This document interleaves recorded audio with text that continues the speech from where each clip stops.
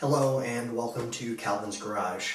I remembered a video that I was planning on making a while ago, and so I decided to make it now.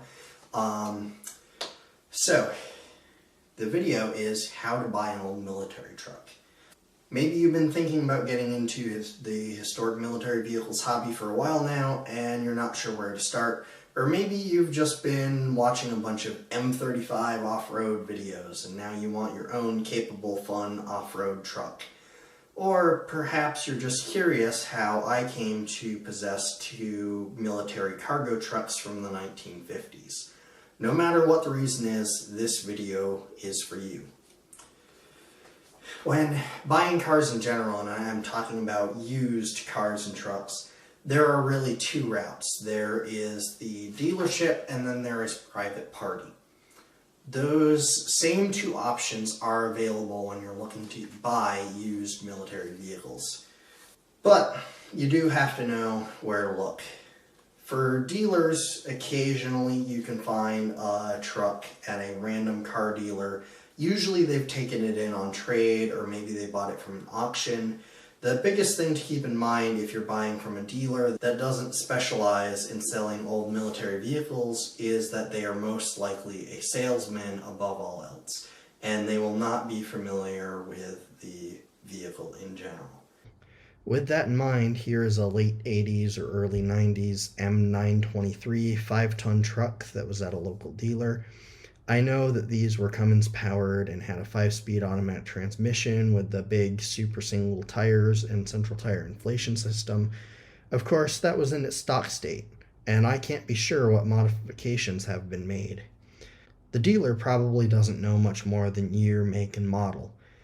The only question you can really ask is what services the dealer has done and if there are any service records from the previous owner.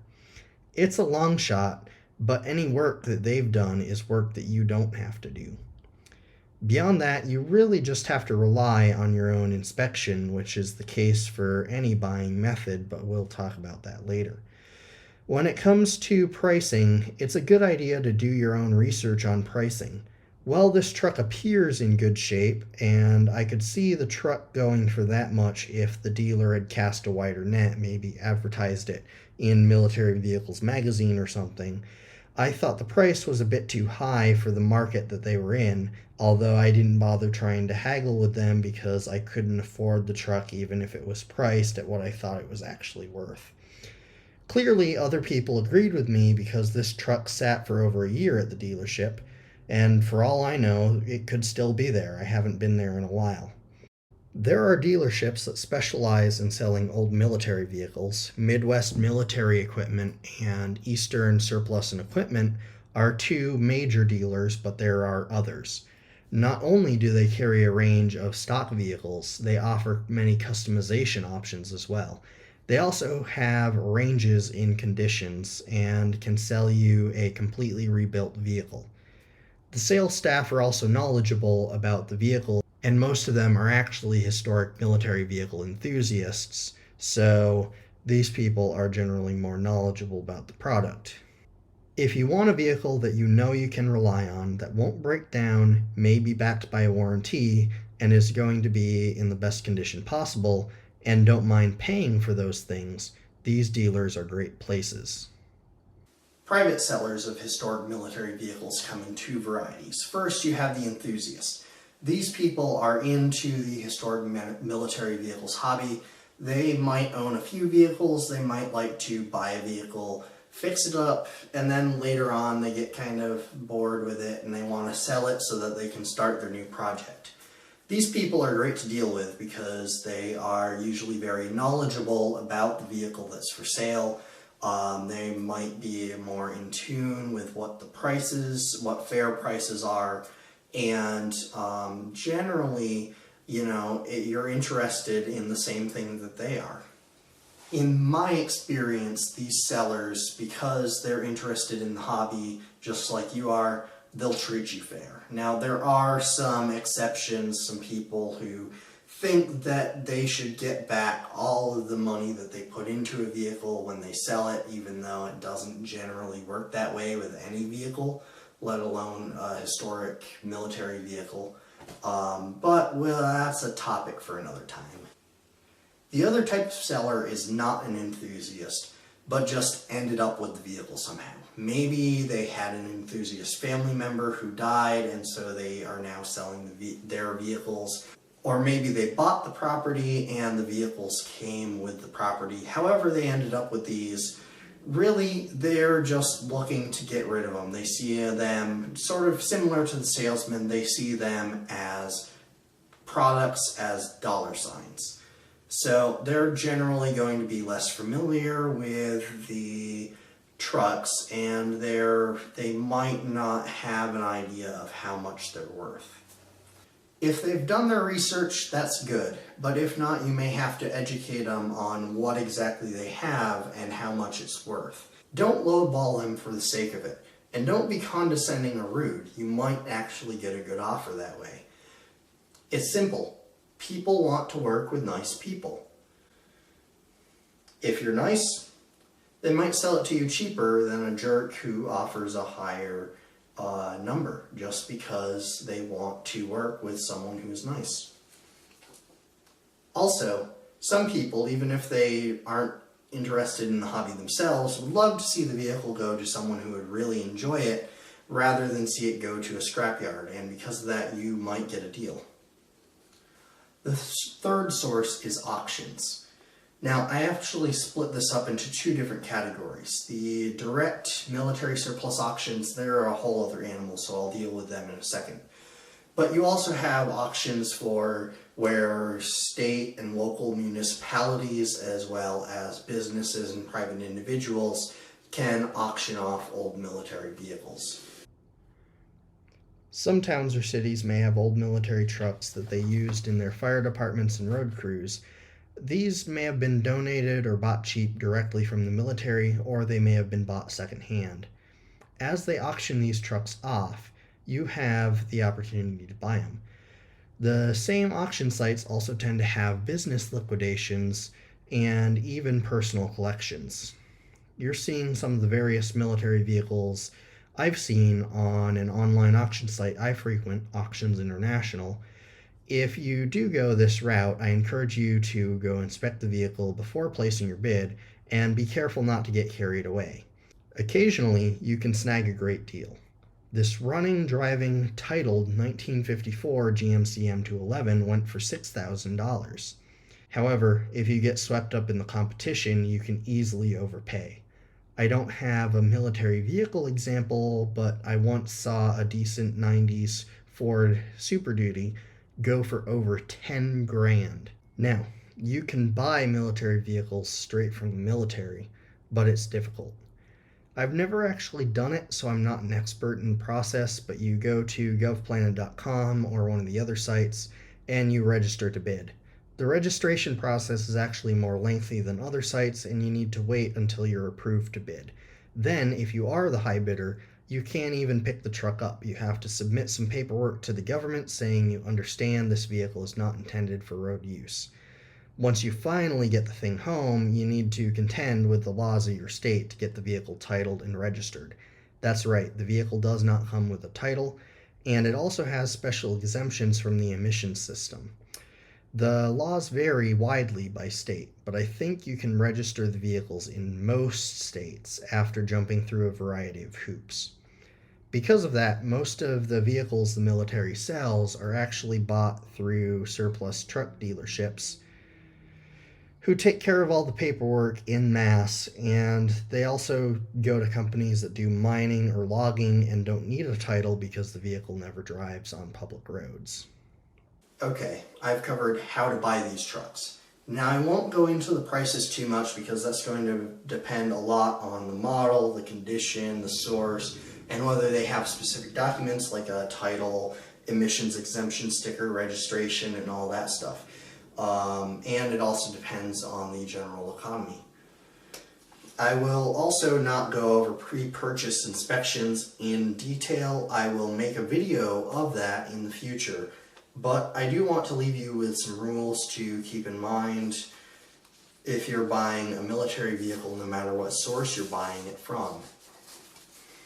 The first rule is to never believe the odometer. Military maintenance doesn't care much about the odometer, or the Hobbs meter for that matter. For older vehicles, it was common to swap an engine without changing the odometer to reflect the true mileage. The truck may have been driven for months or years without a working odometer, and also, even when they did go to fix it, they weren't too concerned about making sure that the odometer showed the true mileage at the time. And also, the odometers, most of them, don't have 6 digits, they only have 5. And so the odometer may have rolled over who knows how many times. So that 50,000 miles on the odometer might actually be 150,000 or 250,000. The second rule is to always do a thorough pre-purchase inspection. A good truck may be hiding under piles of dust and dirt, and it might not start simply because it needs some octane booster, fresh gas, and starting fluid. However, a shiny paint job can cover up rust or a major mechanical failure waiting to happen. You can't always judge a truck by its outside appearance.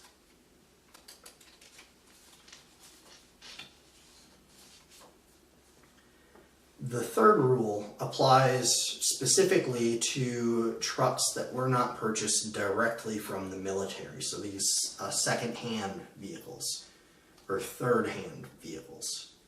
The third rule applies specifically to vehicles that were not purchased directly from the military. You should learn to recognize what is stock and what is not stock on the truck.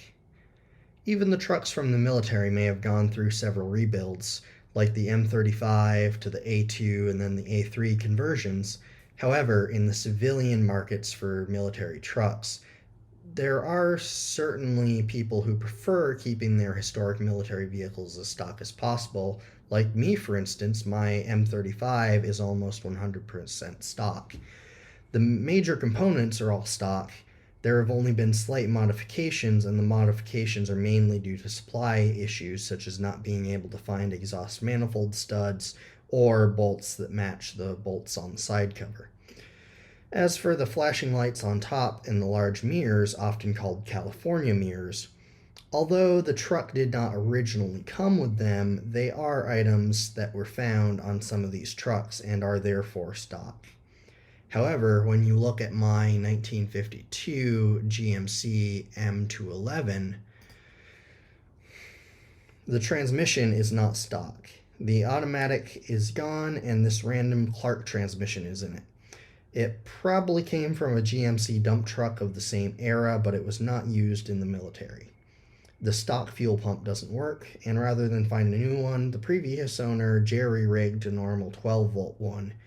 I'm keeping it similar, although I'm replacing it with a 24-volt version. The stock light switch is not hooked up, and instead you have these. You also have a keyed ignition that is not stock, and the starter is over here since there is no shift column anymore. The clutch is completely custom since this truck didn't have a clutch in its stock form. Those are the modifications I'm aware of, but you get the idea. You should know what stock is for that particular vehicle, but be prepared to play detective and figure out what modifications have been done and how to operate the modified vehicle. The starter button is not labeled, for example. You also have to be able to tell if the modifications were done smartly and safely. For example, I haven't really taken a good look at the wiring in the GMC. But I need to do that before I drive it really far because bad wiring could cause the truck to catch fire. With that, we've reached about the end of my talking points. You can subscribe if you want to see a breakdown on how to do a pre-purchase inspection on a military vehicle. And let me know in the comments if there's any other topics you would like me to cover. Oh, and the last thing, as for how I got my vehicles belong to my great uncle. He was a historic military vehicle enthusiast, and he had bought these trucks and restored them and drove them in parades and stuff. I would often ride along with him, and whenever we visited his place, we would go for rides in the truck. He got Alzheimer's disease and ended up in a nursing home, and a few years later, the trucks ended up falling under the care of his son. Now, his son wasn't really into the historic military vehicles hobby, and he was interested in selling off a lot of the stuff on my great uncle's property so that he could afford to keep up with my great uncle's care. At the time, my great uncle owned both of the trucks. The Rio ran when parked. It had been sitting for about 6 years, and the GMC was not running. He also owned an M52 military Jeep. I talked to his son, and I got a good deal on the two trucks because there wasn't really that much interest in the trucks. Unfortunately, I couldn't afford the Jeep that my great uncle had because the Jeeps are worth a lot more than the trucks. Because there wasn't much interest in the trucks, and because he wanted to keep the trucks in the family and make sure they went to someone who would really enjoy them, he was alright with selling them to me for a little bit less than some other people had offered. So that's the story of how I ended up with these two military trucks, my 1952 Rio M35 and my 1952 GMC M211. And now I just keep them around. I keep fixing them. I'm trying to eventually restore the GMC and have both of them running and driving, and I can put them in parades and car shows and things just like my great uncle used to.